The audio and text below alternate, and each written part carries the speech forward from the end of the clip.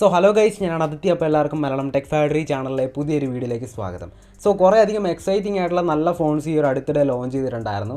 So അതുകൊണ്ട് തന്നെ ഇന്നത്തെ വീഡിയോ എന്ന് പറയുന്നത് 15,000 രൂപയ്ക്ക് താഴെ വാങ്ങാൻ സാധിക്കുന്ന ബെസ്റ്റ് 3 ഫോൺസിനെ കുറിച്ചാണ്. സോ നമ്മുടെ ലിസ്റ്റിൽ ഫസ്റ്റ് വരുന്ന ഫോണാണ് റിയൽമി P1 5G എന്ന് പറയുന്ന സ്മാർട്ട് ഫോൺ. സോ നിങ്ങൾ ഈ ഒരു പ്രൈസ് റേഞ്ചിൽ നല്ലൊരു ഓൾറൗണ്ടർ ഫോൺ നോക്കുന്നുണ്ടെങ്കിൽ തീർച്ചയായിട്ടും നിങ്ങൾക്ക് ഈ ഒരു ഫോൺ കൺസിഡർ ചെയ്യാം. എനിവേ ഈ ഫോണിൻ്റെ സ്പെസിഫിക്കേഷൻസിലേക്ക് കടക്കുകയാണെങ്കിൽ പ്ലാസ്റ്റിക്കിൻ്റെ ബാക്കാണ് വരുന്നത്, പ്ലാസ്റ്റിക്കിൻ്റെ ഫ്രെയിമാണ് വരുന്നത്, 6.67 ഇഞ്ചസിൻ്റെ ഫുൾ HD+ റെസൊല്യൂഷൻ സപ്പോർട്ട് ചെയ്യുന്ന ഒരു AMOLED ഡിസ്പ്ലേ ആണ് നമുക്ക് ഈ ഫോണിൽ കിട്ടുന്നത്. 120 ഹെർട്സിൻ്റെ റിഫ്രഷ് റേറ്റ് വരുന്നുണ്ട്. മീഡിയാടെക്കിൻ്റെ Dimensity 7050 എന്ന് പറയുന്ന ചിപ്സെറ്റാണ് ഈ ഒരു ഫോണിൽ നമുക്ക് ലഭിക്കുന്നത്. പിന്നീട് LPDDR4X റാം വരുന്നുണ്ട്. UFS 3.1 സ്റ്റോറേജ് ടൈപ്പാണ് വരുന്നത്. റയർ സൈഡിൽ 50 മെഗാ പിക്സലിൻ്റെ ഡുവൽ ക്യാമറ സെറ്റപ്പാണ് ലഭിക്കുന്നത്. ഫ്രണ്ട് സൈഡിലായിട്ട് 16 മെഗാ പിക്സലിൻ്റെ സെൽഫി ഷൂട്ടർ ലഭിക്കുന്നുണ്ട്. ഡുവൽ സ്റ്റീരിയോ സ്പീക്കേഴ്സ് വരുന്നുണ്ട്. In display finger print sensor വരുന്നുണ്ട്. 5000 mAh ബാറ്ററി വരുന്നുണ്ട്. ഇത് ചാർജ് ചെയ്തെടുക്കുന്നതിന് വേണ്ടി 45 വാട്ടിൻ്റെ ഫാസ്റ്റ് ചാർജർ ഇൻബോക്സ് ആയിട്ട് തന്നെ ലഭിക്കുന്നുണ്ട്. പിന്നീട് ഈ ഫോണിൽ വന്നിരിക്കുന്ന ഓപ്പറേറ്റിംഗ് സിസ്റ്റം എന്ന് പറയുന്നത് Android 14 മോഡലായിട്ട് Realme UI 5.1 ആണ്.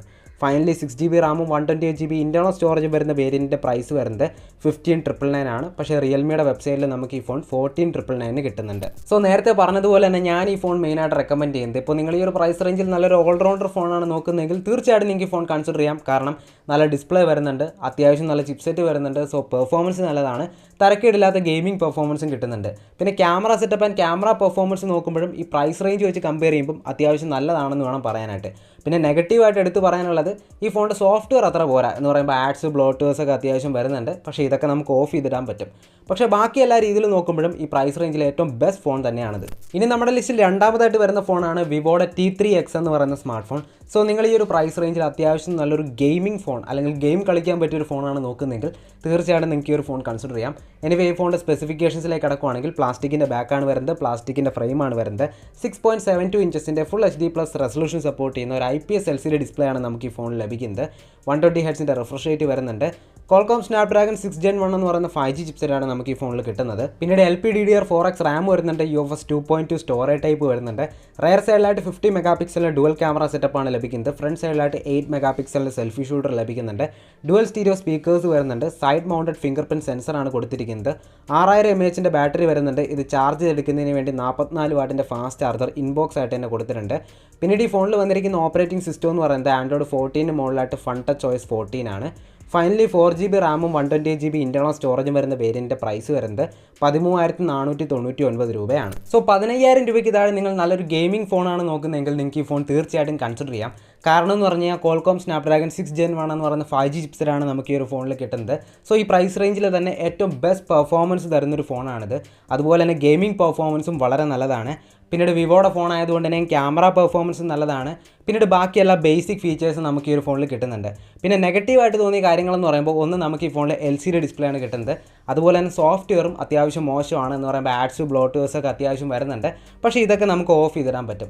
സോ നിങ്ങൾ 15,000 രൂപയ്ക്ക് താഴെ നല്ലൊരു ഗെയിമിംഗ് ഫോൺ നോക്കുന്നുണ്ടെങ്കിൽ തീർച്ചയായിട്ടും ഈ ഫോൺ നിങ്ങൾക്ക് കൺസിഡർ ചെയ്യാം. ഇനി നമ്മുടെ ലിസ്റ്റിൽ മൂന്നാമതായിട്ട് വരുന്ന ഫോണാണ് Samsung Galaxy M34 5G.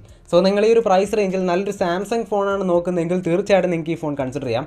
Anyway ഈ ഫോണിൻ്റെ സ്പെസിഫിക്കേഷൻസിലേക്ക് കടക്കുകയാണെങ്കിൽ പ്ലാസ്റ്റിക്കിൻ്റെ ബാക്കാണ് വരുന്നത്, പ്ലാസ്റ്റിക്കിൻ്റെ ഫ്രെയിമാണ് വരുന്നത്, 6.5 ഇഞ്ചസിൻ്റെ ഫുൾ HD+ റെസൊല്യൂഷൻ സപ്പോർട്ട് ചെയ്യുന്ന ഒരു സൂപ്പർ AMOLED ഡിസ്പ്ലേ ആണ് നമുക്ക് ഈ ഫോണിൽ കിട്ടുന്നത്. 120 ഹെർട്സിൻ്റെ റിഫ്രഷ് റേറ്റ് വരുന്നുണ്ട്. പോരാൻ്റെ ഒരു വൃത്തികെട്ട നോച്ചും കൊടുത്തിട്ടുണ്ട്. പിന്നീട് ഈ ഫോണിൽ വന്നിരിക്കുന്ന ചിപ്സെറ്റ് എന്ന് പറയുന്നത് Exynosൻ്റെ 1280 എന്ന് പറയുന്ന 5G ചിപ്സെറ്റാണ്. പിന്നീട് റയർ സൈഡിലായിട്ട് 50 മെഗാ പിക്സലിൽ ട്രിപ്പിൾ ക്യാമറ സെറ്റപ്പ് ലഭിക്കുന്നുണ്ട് വിത്ത് ഒപ്റ്റിക്കൽ ഇമേജ് സ്റ്റെബിലൈസേഷൻ. ഫ്രണ്ട് സൈഡിലായിട്ട് 13 മെഗാ പിക്സലിലെ സെൽഫി ഷൂട്ടർ ലഭിക്കുന്നുണ്ട്.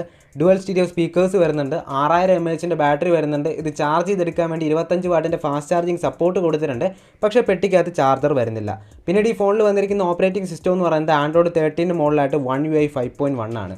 ഫൈനലി ഈ ഫോണിൻ്റെ പ്രൈസ് വരുന്നത് 6GB റാമും 128GB ഇൻറ്റേർണൽ സ്റ്റോറേജും വരുന്ന വേരിയൻറ്റിന് 14,999 ആണ് പ്രൈസ് വരുന്നത്. സോ നേരത്തെ പറഞ്ഞതുപോലെ തന്നെ ഞാൻ ഈ ഫോൺ മെയിനായിട്ട് റെക്കമെൻഡ് ചെയ്യുന്നത്, ഇപ്പോൾ നിങ്ങൾ ഈ ഒരു പ്രൈസ് റേഞ്ചിൽ നല്ലൊരു സാംസങ് ഫോണാണ് നോക്കുന്നത്, അല്ലെങ്കിൽ നിങ്ങളൊരു സാംസങ് ഫാൻ ആണെങ്കിൽ തീർച്ചയായിട്ടും ഈ ഫോൺ കൺസിഡർ ചെയ്യാം. അല്ലാത്തവർ ഞാൻ നേരത്തെ പറഞ്ഞ ഫോൺസ് കൺസിഡർ ചെയ്യുന്നതായിരിക്കും ഏറ്റവും നല്ലത്. പിന്നെ ഈ ഫോണിനെ കുറിച്ച് നോക്കുകയാണെങ്കിൽ അത്യാവശ്യം നല്ല ഡിസ്പ്ലേ വരുന്നുണ്ട്. പിന്നെ മൾട്ടിമീഡിയ ഫീച്ചേഴ്സും അത്യാവശ്യം നല്ലതാണ്.